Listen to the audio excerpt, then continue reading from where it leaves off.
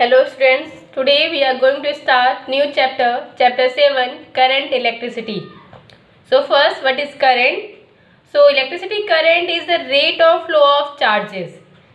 कि कोई भी वायर है उसमें आपके चार्जेस जो हैं वो किस रेट से फ्लो हो रहे हैं, कितने टाइम में कितना अमाउंट ऑफ चार्ज फ्लो कर रहा है, this rate of flow of charge known as current. ठीक है, ये टॉपिक आपने प्रीवियस क्लासेस में भी पढ़ा हुआ है, इसमें बहुत डीप इसमें नहीं जाएंगे, हम सिर्फ अपने इंपॉर्टेंट पॉइंट्स को रिवाइज करेंगे एंड सिर्फ इन्हीं इंपॉर्टेंट पॉइंट्स पर ही आपके क्वेश्चंस भी आते हैं एग्जाम में। So what is current? Current is the rate of flow of charge, it's SI unit is ampere. Current का एसआई यूनिट क्या होता है? एम्पियर होता है, इसको ए से इंडिकेट करते हैं। And current is a scalar quantity. Current क्या होता है? स्केलर क्वांटिटी होता है। करंट का डायरेक्शन हमेशा इलेक्ट्रॉन की जो फ्लो का डायरेक्शन होता है उसके ऑपोजिट होता है। इलेक्ट्रॉन्स फ्लो करते हैं आपके, अगर सेल है, आपने ये पढ़ा होगा, सेल है, सेल का एक पॉजिटिव टर्मिनल होता है, एक नेगेटिव टर्मिनल होता है, तो इलेक्ट्रॉन्स हमेशा negative to positive terminal move करते हैं। इलेक्ट्रॉन्स का flow negative to positive terminal होता है एंड करंट का flow positive to negative terminal होता है। करंट का डायरेक्शन पॉजिटिव चार्जेस, इलेक्ट्रॉन क्या होता है? नेगेटिव चार्ज होता है, इलेक्ट्रॉन के डायरेक्शन के ऑपोजिट होता है और इलेक्ट्रॉन के डायरेक्शन के ऑपोजिट करंट फ्लो करता है। It means direction of current will be in the direction of positive charges. जो पॉजिटिव चार्जेस हैं उनका फ्लो का जो डायरेक्शन होगा उसी डायरेक्शन में करंट फ्लो करता है।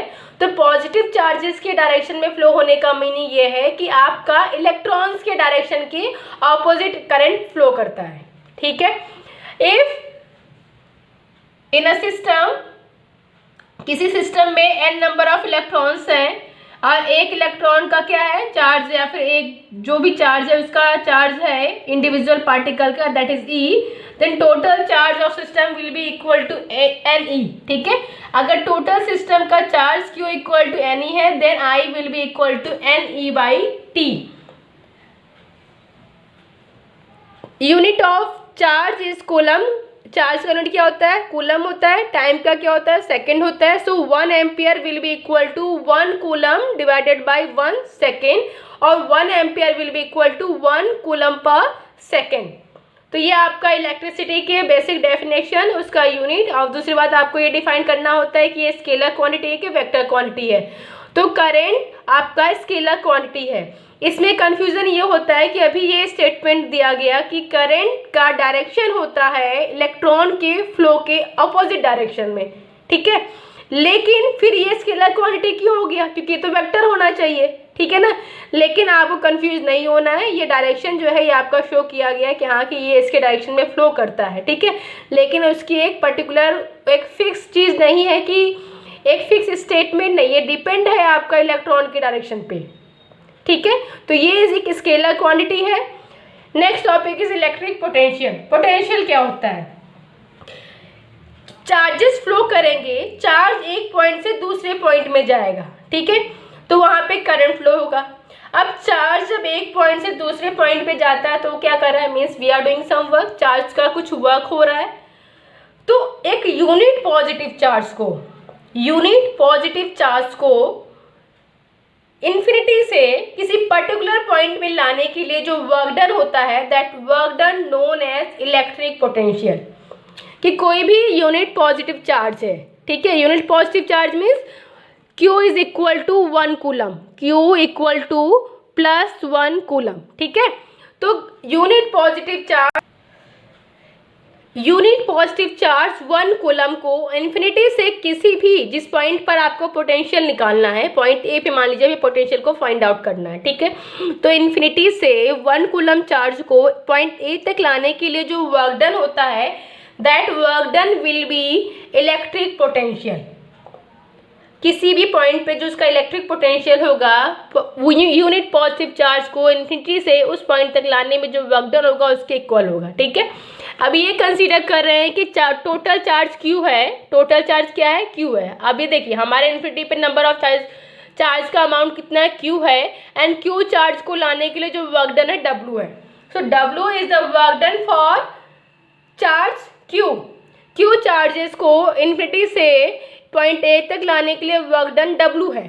तो यूनिट पॉजिटिव चार्ज को इन्फिनिटी से पॉइंट ए तक लाने के लिए जो वर्क डन होगा वो क्या होगा, that will be equal to W/Q।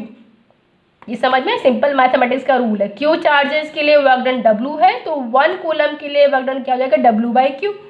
जैसे मैथमेटिक्स में करते हैं कि अदर नंबर के लिए कोई वैल्यू को आपको वैल्यू गिवन है, ठीक है, नोन है, और 1 के लिए निकालना है तो जो नोन वैल्यू है डिवाइडेड बाय जिस नंबर के लिए आपको वैल्यू पता है वो divided by that number, and this value give you value for 1।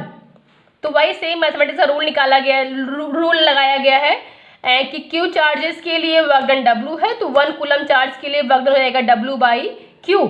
So this work done for unit positive charge known as electric potential, so this W/Q will be electric potential V and its SI unit is volt, and 1 volt will be equal to 1 joule divided by 1 coulomb, or we can say that 1 joule per coulomb।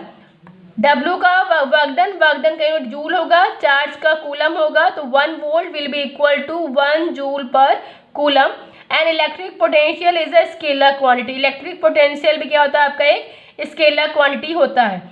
तो जब भी किसी चीज़ को define करते हैं तो पहले उसका डेफिनेशन लिखेंगे, उसका फॉर्मूला लिखेंगे, उसका SI unit, and fourth point होता है कि आपका जो क्वांटिटी है, जो फिजिकल क्वांटिटी है जिसके बारे में आप बात कर रहे हैं वो एक स्केलर क्वांटिटी है कि वेक्टर क्वांटिटी है। तो ये 4 पॉइंट्स किसी भी डेफिनेशन को डिफाइन करने के लिए ज़रूरी होते हैं। अगर इसमें से आपने कोई भी एक पॉइंट मिस कर दिया तो उसमें से मान लीजिए कि 1/4 मार्क्स आपके कट जाएंगे। अगर किसी भी चीज़ को डिफाइन करने के लिए कहा जाता है तो आप उसकी डेफिनेशन में उसको डिफाइन करने की डेफिनेशन लिखेंगे, उसका SI यूनिट, उसका स्केलर क्वांटिटी है या वेक्टर क्वांटिटी है उसको डिफाइन करेंगे, और उसका जो फॉर्मूला है तो उस फॉर्मूले को भी आप लिखेंगे, तभी आपकी एक डेफिनेशन कंप्लीट होती है। ठीक है।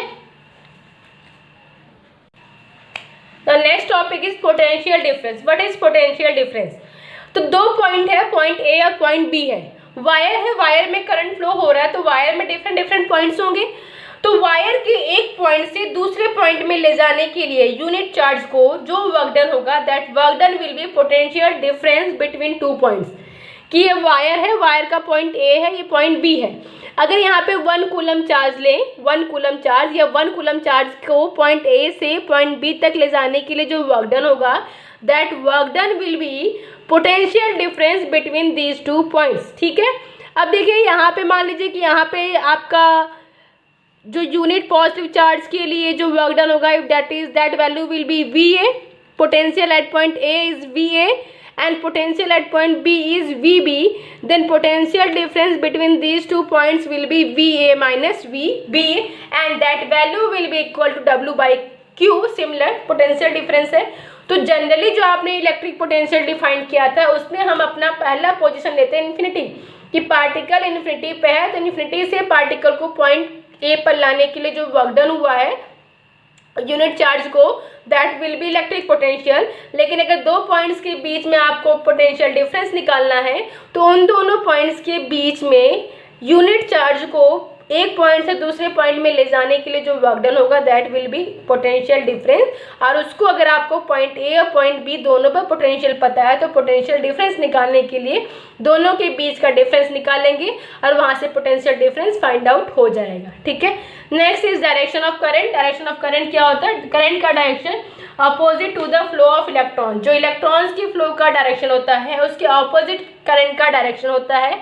अगर आप पोटेंशियल के टर्म में लें तो करंट का डायरेक्शन आपका higher potential to lower potential होता है, कि 2 पॉइंट है, पॉइंट ए और पॉइंट बी है। ठीक है। एंड पॉइंट ए का पोटेंशियल ज़्यादा है एंड पॉइंट बी पर पोटेंशियल कम है, तो करंट आपका पॉइंट ए से पॉइंट बी की तरफ फ्लो करेगा। और अगर आपका पॉइंट बी पर पोटेंशियल ज़्यादा है एंड पॉइंट ए पे पोटेंशियल कम है, ठीक है ना, कंपेयर करेंगे higher potential to lower potential. जैसे कि आपका टेम्परेचर होता है। टेम्परेचर जब आपका होता है, टेम्परेचर दो बॉडी है, उनका टेम्परेचर डिफरेंट है, तो हीट का फ्लो कहाँ से होता है? हीट का फ्लो हमेशा higher temperature to lower temperature की तरफ होता है। सिमिलरली करंट का जो डायरेक्शन होता है वो हायर पोटेंशियल से लोअर पोटेंशियल की तरफ होता है। ठीक है। अब ये V और I के बीच में ओम्स ने एक रिलेशन दिया था कि किसी भी वायर में जब करंट फ्लो करता है, that I will be proportional to V। कि जो आई होता है कि जितना ज़्यादा पोटेंशियल या वोल्टेज ज़्यादा होगा किसी भी सर्किट में उतना ज़्यादा वहाँ पे करंट फ्लो कर सकता है।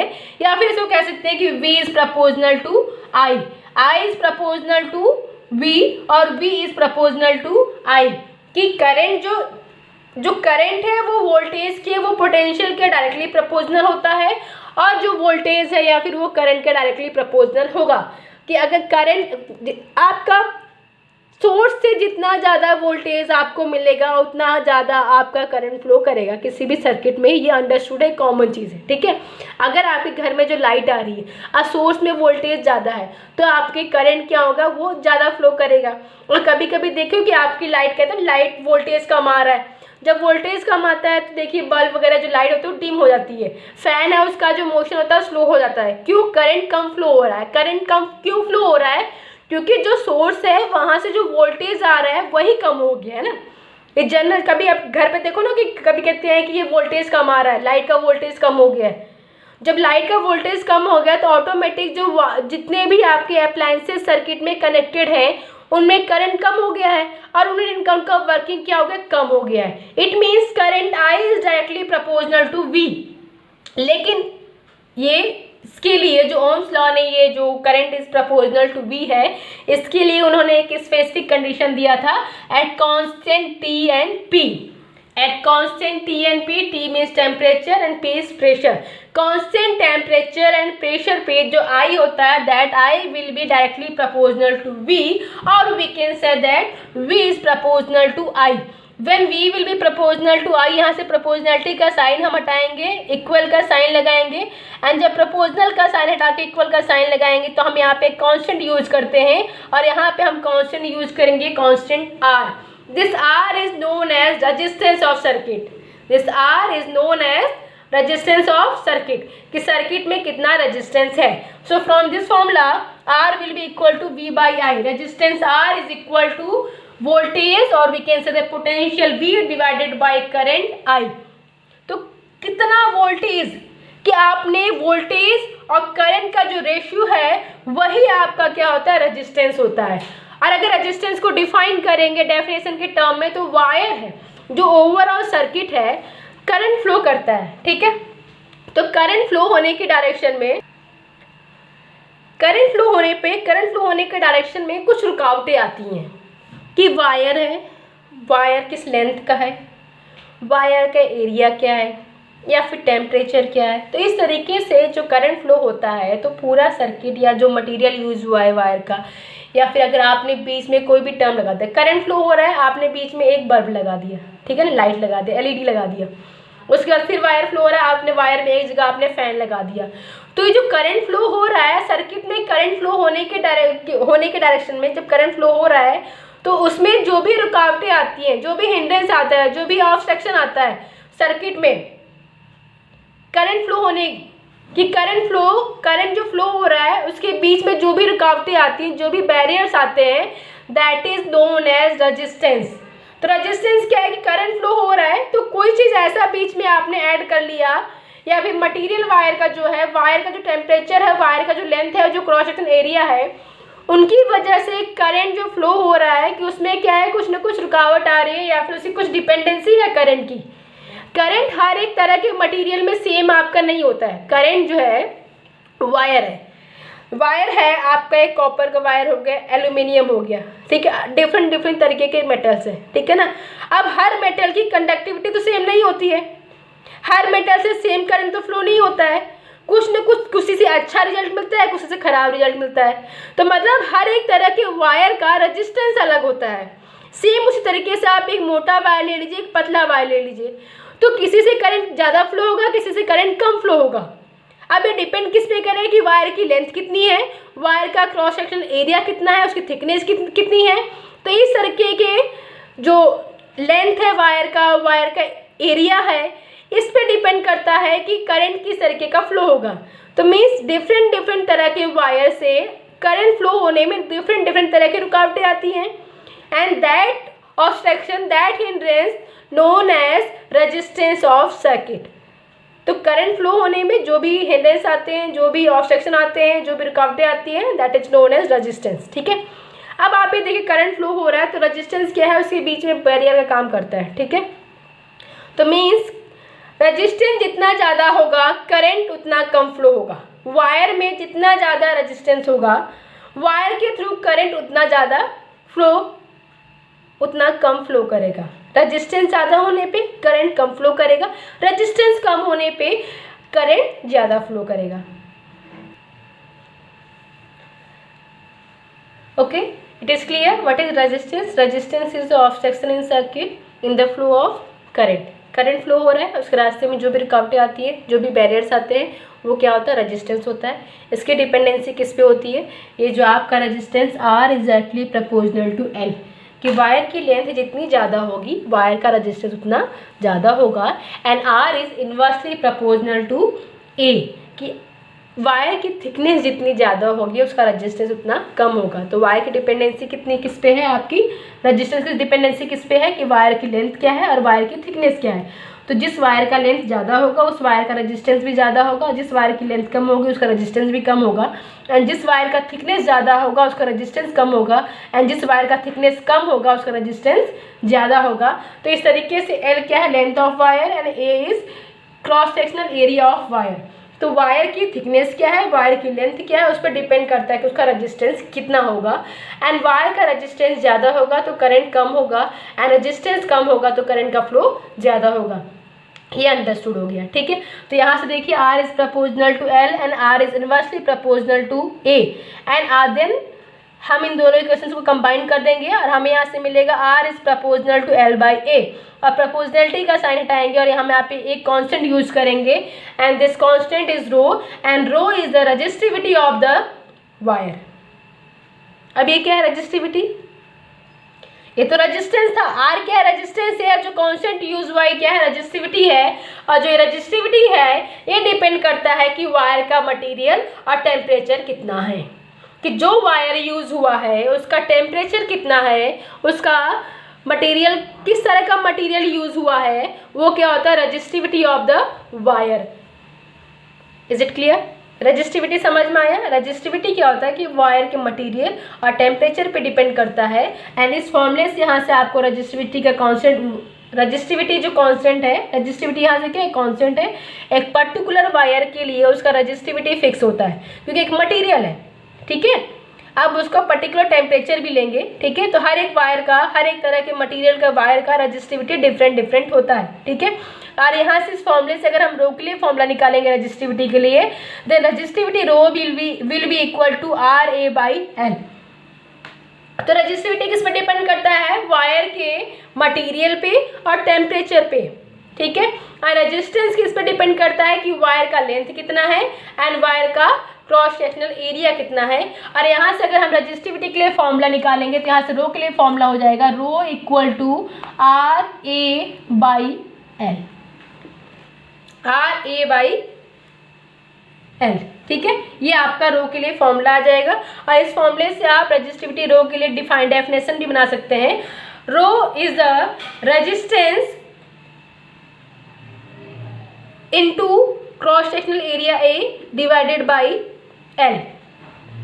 यहाँ से आप रो के लिए यूनिट निकाल सकते हैं। आपका आर रेजिस्टेंस के लिए यूनिट होता है ओम, रेजिस्टेंस का यूनिट क्या होता है, ओम होता है। एंड यहाँ से रो के लिए अगर आप यूनिट निकालेंगे तो रो का यूनिट हो जाएगा ओम। अरे ये देखिए एरिया का क्या होगा, मीटर स्क्वायर हो जाएगा। एल का यूनिट क्या है, मीटर है, तो ओम मीटर। रेजिस्टिविटी रो के लिए आपका SI यूनिट आएगा ohm metre. Now next is conductance and conductivity. आपके पास दो टर्म है, resistance and resistivity, resistance and resistivity. And resistance के इनवर्स को कहते हैं कंडक्टेंस, एंड रेजिस्टिविटी के इनवर्स को बोलते हैं conductivity. What is conductance? Conductance is the reciprocal of resistance and conductivity is the reciprocal of resistivity. Conductance G is equal to 1 by R and conductivity sigma equal to 1 by rho होता है। Means आपका object का resistance जितना ज़्यादा होगा उसकी conductivity, उसका conductance उतना कम होगा। ऑब्वियस है कि रेजिस्टेंस ज़्यादा होगा तो करंट कम फ्लो करेगा। करंट कम फ्लो होने का मीनिंग क्या है, कंडक्टेंस क्या है, कम है। जिस वायर का रेजिस्टिविटी ज़्यादा होगा उसकी कंडक्टिविटी क्या होगी, कम होगी। तो ये हमने कुछ इंपॉर्टेंट टर्म्स लिए हैं कि आपका वायर है, वायर में चार्जेस का जो rate of flow of charge होता है that value known as current, ठीक है। अब जब चार्ज आपके फ्लो हो रहे हैं, चार्ज एक पॉइंट से दूसरे पॉइंट में जा रहा है, जब चार्ज एक पॉइंट से दूसरे पॉइंट तक जाता है, जब फ्लो होता है चार्ज का, तो उसके बीच में यूनिट चार्ज को एक पॉइंट से दूसरे पॉइंट तक ले जाने के लिए जो उसका वर्क डन होगा that will B potential difference, ठीक है, बिटवीन टू पॉइंट्स। अब जब करंट फ्लो हो रहा है, चार्ज का मोशन हो रहा है, चार्ज फ्लो कर रहा है और चार्ज एक पॉइंट से दूसरे पॉइंट में गया, वहाँ उनके बीच का पोटेंशियल डिफरेंस होता है। अब करंट के फ्लो होने में जो सर्किट है उसके थ्रू कुछ बैरियर्स आते हैं, बीच में कुछ रुकावटें आती हैं, कुछ हिंड्रेंस होता है, कुछ ऑब्स्ट्रक्शन होता है, and that hindrance, that obstruction of the circuit in the flow of current is known as resistance. And resistance, अब जब रुकावट है करंट के फ्लो होने में, मीन्स रेजिस्टेंस जितना ज़्यादा होगा करंट का फ्लो उतना कम होगा, ठीक है। करंट का फ्लो कम होगा, इट मीन्स कंडक्टेंस क्या होगा, कम होगा। तो रेजिस्टेंस ज़्यादा होगा तो कंडक्टेंस कम होगा। एंड वायर का किस तरीके का मटेरियल है, किस तरीके का टेम्परेचर है, उस पर डिपेंडेंट आपका वायर का रेजिस्टिविटी होता है। एंड रेजिस्टिविटी का रेसिप्रोकल होता है कंडक्टिविटी। Thank you.